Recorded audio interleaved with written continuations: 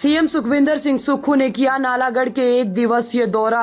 नालागढ़ विधानसभा में 90 करोड़ के शिलान्यास और लोकार्पण किए। प्रदेश के हर वर्ग का ख्याल रखकर आगे बढ़ रही है सरकार। सब मुसीबत को निपटाने की कर रही है सरकार कोशिश। सरकार को आत्मनिर्भर बनाने के लिए किया जा रहे प्रयास। मल्टीटास्क वर्करों पर बोले सीएम। कहा नालागढ़ में मल्टीटास्क वर्करों ने दिया उन्हें ज्ञापन। जल्द मल्टीटास्क वर्करों के लिए पॉलिसी बनाने को लेकर की जाएगी मंत्रिमंडल में चर्चा। पंजाब हिमाचल सीमा पर आपदा में टूटे दभोटा पुल पर बोले सीएम। कहा हिमाचल नहीं पंजाब सरकार करवाएगी पुल का निर्माण। पंजाब सरकार से की जा रही बातचीत। मुख्यमंत्री सुखविंदर सिंह नालागढ़ के विधायक के.एल. ठाकुर के बेटे की शादी में भी शरीक हुए। हिमाचल के मुख्यमंत्री सुखराम सुक्खू ने नालागढ़ विधानसभा क्षेत्र के पंजहेरा में 90 करोड़ के परियोजनाओं के शिलान्यास एवं लोकार्पण। दून विधानसभा के विधायक एवं मुख्य संसदीय सचिव रामकुमार चौधरी, अर्की विधानसभा के विधायक एवं मुख्य संसदीय सचिव संजय अवस्थी, नालागढ़ के विधायक के.एल. ठाकुर के अलावा नालागढ़ के प्रशासनिक अधिकारी मौजूद रहे। तो वहीं मुख्यमंत्री के साथ आए गणमान्य लोगों को पंचायत प्रधान ने हिमाचली परंपरा के तहत सम्मानित किया। मुख्यमंत्री ने लोगों को संबोधित करते हुए कहा कि सरकार आर्थिक तंगी से जूझने के बावजूद भी किसानों के विकास के लिए कटिबद्ध है और सरकार किसानों के विकास के लिए सोलर प्रोजेक्ट स्कीम ला रही है। 40% अनुदान पर आर्थिक सहायता प्रदान कर रही है। मीडिया कर्मियों द्वारा पूछे गए सवाल के जवाब में उन्होंने कहा कि मल्टीटास्क वर्करों की मानदेय बढ़ाने पर विचार कर रही है।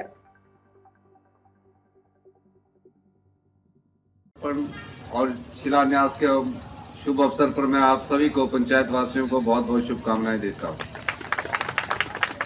1 वर्ष पहले जब हमारी सरकार बनी थी तो हमने कहा था विकास की गति निरंतर चलती रहेगी, चाहे आर्थिक बदहाली हो, लेकिन गांव के किसान का विकास और समाज के अंतिम व्यक्ति तक पहुंचने का कार्य हमारी सरकार करती है। अभी आपने देखा होगा कि हम ग्रामीण अर्थव्यवस्था को कैसे मजबूत करना है। हमारे सरकार की प्राथमिकता ग्रामीण अर्थव्यवस्था को मजबूत कर आम आदमी को आर्थिक सहायता पहुंचाना है। हमने पिछले दिनों एक फैसला किया कि गांव की अर्थव्यवस्था कैसे मजबूत होगी, गांव के लोगों के पास कैसे पैसा पहुंचेगा, आम आदमी के पास कैसे पैसा पहुंचेगा। इस दृष्टिकोण से हमने एक महत्वपूर्ण फैसला किया कि दूध का जो मूल्य जो सरकारी खरीद का था, जो आज तक 32 रुपये प्रति लीटर हुआ करता था, उसमें हमने इतिहास की सबसे बड़ी 6 रुपये की आर्थिक वृद्धि की। 38 रुपये प्रति किलो के हिसाब से सरकार दूध खरीद रही है। और आने वाले समय में आप देखेंगे कि ग्रामीण क्षेत्र में हम रोजगार के अवसर पैदा करने जा रहे हैं।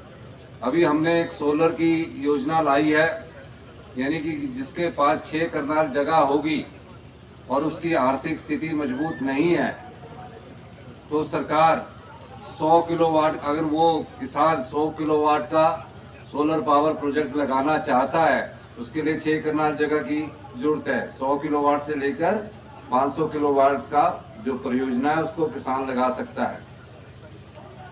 और किसान की पृष्ठभूमि से हम लोग आते हैं, तो मैंने कहा कि 100 किलोवाट के जो सोलर पावर प्रोजेक्ट लगेगा उसकी कीमत है 40 लाख। तो किसान के पास तो इतनी आय होती नहीं है। तो हमने एक योजना लाई, राजीव गांधी सोलर स्टार्टअप योजना है। इसके तहत 40 लाख का 10% उस किसान को उस 6 कनाल जगह में जमा करवाना पड़ेगा, यानी कि 4 लाख रुपया।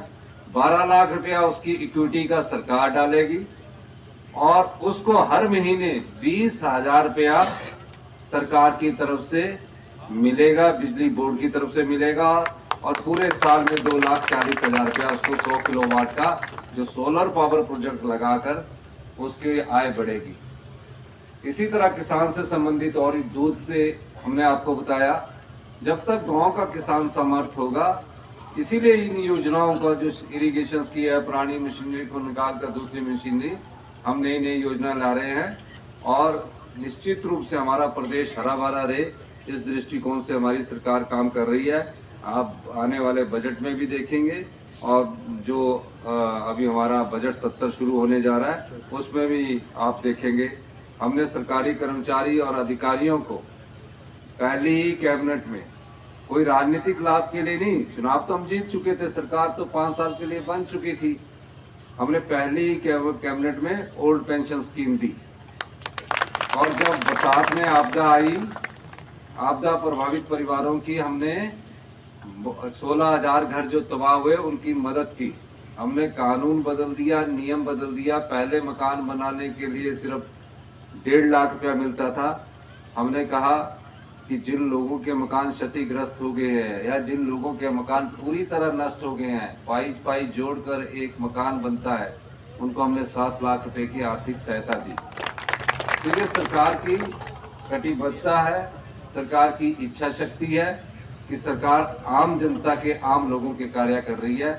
यही मैं आपको कहना चाहता हूँ। आज इस अवसर पर जो शुभारंभ 90 करोड़ के हुए हैं, आप सब लोगों को बहुत बहुत शुभकामनाएं, बहुत बहुत धन्यवाद। जय हिंद, जय माता। दौरा कुछ शिलान्यास करने थे, कुछ का लोकार्पण करना था और उसके बाद हमारे भाई है KL ठाकुर जी, इनके बेटे की शादी में भी अभी हमें शामिल होना है। सर, हिमाचल में 5,000 के करीब मल्टीटास्क वर्कर रखे गए हैं, उनका जो वेतन है बहुत कम है। आज शायद आपको शिकायत एक ज्ञापन भी दिया है, 150 रुपये के हिसाब से है। उनका कहना है कि मजदूर की सैलरी भी 375 रुपये है, उनका मापदंड कम है। वो बेचारे मुझे मिले थे, अभी तो हम सब उनका बारे में गंभीरता से विचार कर रहे हैं। सर, एक दबोटा पुल टूटा था बरसात में, आपदा में, कई महीने बीत चुके हैं, उसका कोई नहीं हुआ, लोग परेशान हैं, आने जाने में दिक्कत है। पंजाब से वो पंजाब सरकार ने काम करना है, मैं उनसे बात करूंगा और उनकी इस पुल को जल्दी निर्माण किया जाए। सर, सरकारी कर्मचारियों का DA भी जो है सर अभी काफ़ी लंबे समय से मेरे समय से नहीं है, मेरे पर तो वो बोझ डाल कर चले गए। उन्होंने 6th पे कमीशन तो लागू कर दिया, लेकिन जो उनका लाइबिलिटीज़ थी वो हमारी सरकार आगे हम पर डाल गए। लेकिन हम उन सब चीज़ों से को निपटने की कोशिश कर रहे हैं और आत्मनिर्भर हिमाचल बनाने की दिशा में हम आगे बढ़ रहे हैं। सर, आखिरी सवाल बार-बार ताज़ा खबरों से जुड़े रहने के लिए हमारे चैनल को सब्सक्राइब करें और बेल आइकन को दबाना ना भूलें, ताकि हर खबर की नोटिफिकेशन आपको मिलती रहे।